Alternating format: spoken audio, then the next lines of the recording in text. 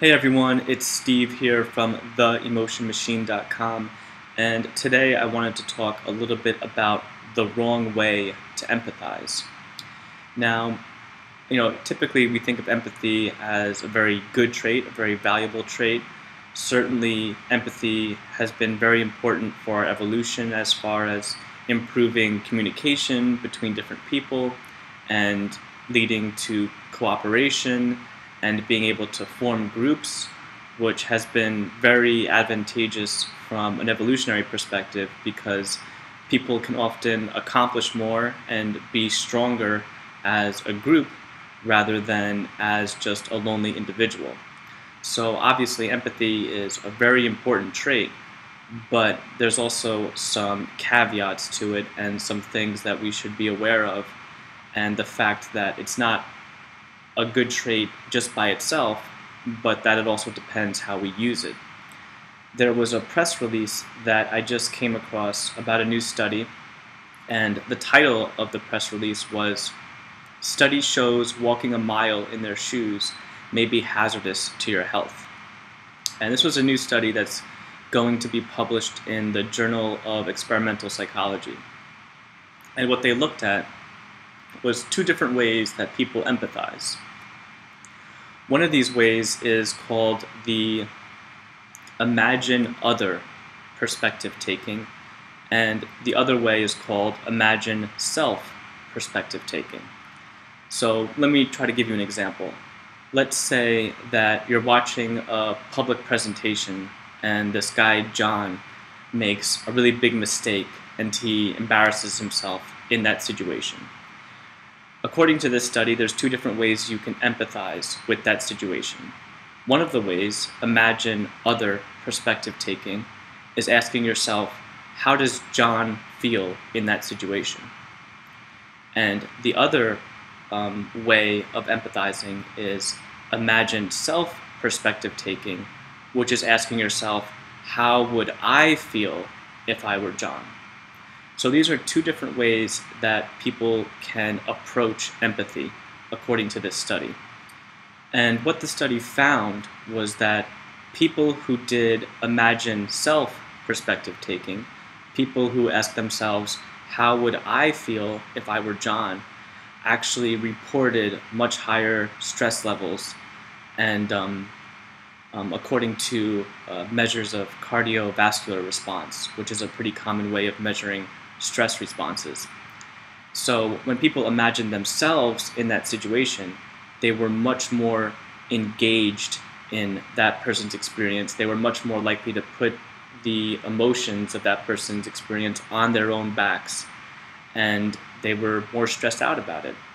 And this can be very common with empathy and becoming emotionally invested in other people's suffering, but also becoming fatigued by it and becoming bogged down by putting yourself in their shoes.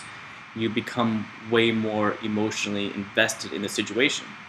But the truth is that you don't need to put yourself in that situation to empathize. You can take on other perspectives without necessarily identifying yourself with those perspectives.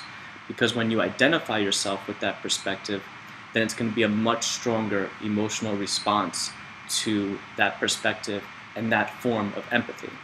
So one of the key takeaways of this study is to empathize with people, but don't forget your own perspective. Don't forget the helper's perspective, as they call it.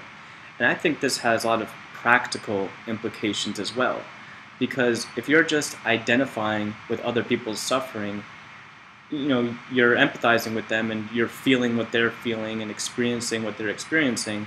But if you take yourself out of the picture, then there's no real way to act on that empathy. You're just sort of sharing their suffering. But when you retain your own perspective, when you retain the helper's perspective, then not only are you empathizing with someone's perspective, but you're also asking yourself, what can I actually do about it? How can I help this person? What are some actions that I can take to alleviate this person's suffering? So I think this is a really crucial thing to understand about empathy, and to maintain your helper's perspective and recognize the role that you play in the situation. You can empathize all day long with all the suffering that's going on in the world. And that's probably a pretty good way to become really depressed and beat yourself up, because you're never really going to be able to save the world and alleviate all suffering that exists. So, you can empathize with people all day long, but the question is, what can you do about it? How can you actually put your empathy into action?